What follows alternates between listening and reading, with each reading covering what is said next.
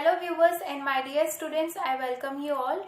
Today we will take a very brief topic, but it is very important and we should know, because in our clinical practice we always get confused in differential diagnosis. So this is the common feature present in this all diseases here, which I will take now. So today I will take the topic bleeding per rectum. So we will just understand what are the causes for bleeding per rectum.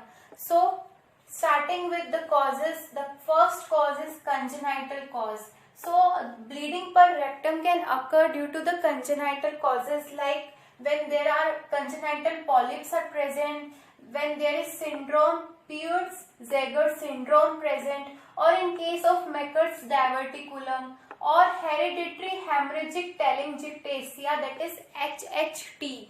So in HHT, Meckel's diverticulum and congenital polyps, there could be bleeding per rectum. These are the congenital causes. Then neoplastic causes are when these diseases are present, like when there is dysentery, that could be amoebic or bacillary.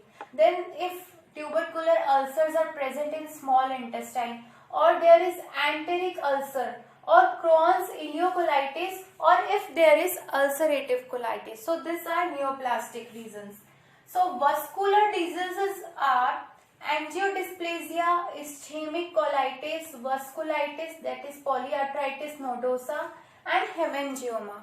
So polyarthritis nodosa, hemangioma, ischemic colitis, this all are vascular diseases that can lead to bleeding per rectum. Then clotting disorders like hemophilia, thrombocytopenia, leukemia, and warfarin therapy can also cause bleeding per rectum. Then miscellaneous causes are like if piles is present, prolapse is there, or fissure in ano, or if there is any injury to the rectum area.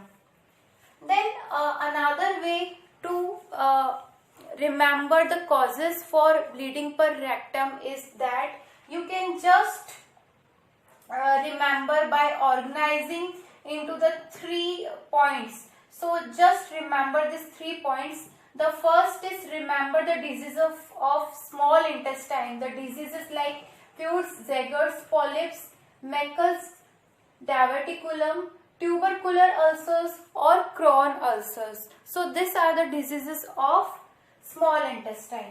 The diseases of large intestine that can lead to bleeding from rectum are ulcerative colitis, dysentery, that could be amoebic or bacillary, or carcinoma of colon.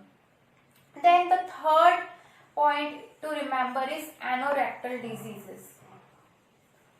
Anorectal diseases are, which we have taken in miscellaneous: piles, prolapse, fissure in ano, fistula in ano, or injury to rectum or rectum injury. So these are the causes for bleeding per rectum. So this question can come in exam as a brief question, and in practical also external can ask you the causes of bleeding per rectum.